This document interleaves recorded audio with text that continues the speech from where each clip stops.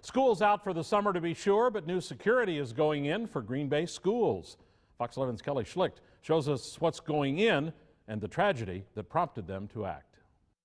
After this tragic shooting struck Sandy Hook Elementary in Connecticut 6 months ago, school officials in Green Bay say they immediately ramped up efforts to improve security at their buildings. We went back to locking the outside door and using the intercoms. The administration says this summer it's going a step further with a security system upgrade. Facilities Director Al Banky says the money for an expansion of cameras in all schools came from funds set aside by the 2010 referendum. Previously, cameras were only at secondary schools. And now we're looking to continue to replace the equipment in the elementary schools, and that as well is going to be phased in over 3 years.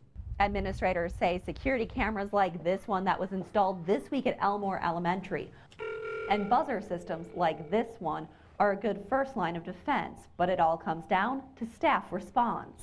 We do try to make sure that we're asking a lot of questions about people that we don't recognize and why they're here and who they are, and making sure they identify themselves, just to add that extra security measure. I think parents appreciate that. If somebody truly wants to get in or truly wants to do something, they're going to be able to do it, just like Sandy Hook. They had doors locked, they had things in place, but they're going to get in.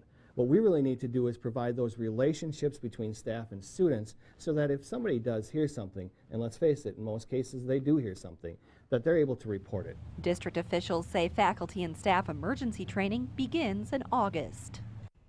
Green Bay schools say they're also changing the language used for emergency situations. Before, the building would go on what was called a lockdown for any emergency. Now that term is reserved for more severe situations like an intruder.